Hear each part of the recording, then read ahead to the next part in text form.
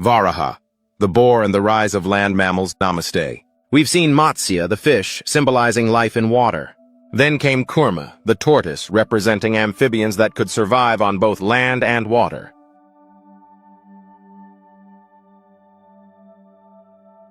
But what happens next in evolution? The rise of land animals. And here's where Vishnu's third avatar, Varaha, the boar, fits perfectly. Now let's talk science. After amphibians, Earth saw the rise of mammals, creatures that thrived on solid ground. And what is Varaha? A powerful land-dwelling boar. Evolution shows us that animals needed strong limbs and lungs to survive fully on land, just like a boar digging through the earth. But here's where mythology makes it even more fascinating. The story goes that Earth was submerged in the cosmic ocean, swallowed by the demon Hiranyaksha. Who saves it?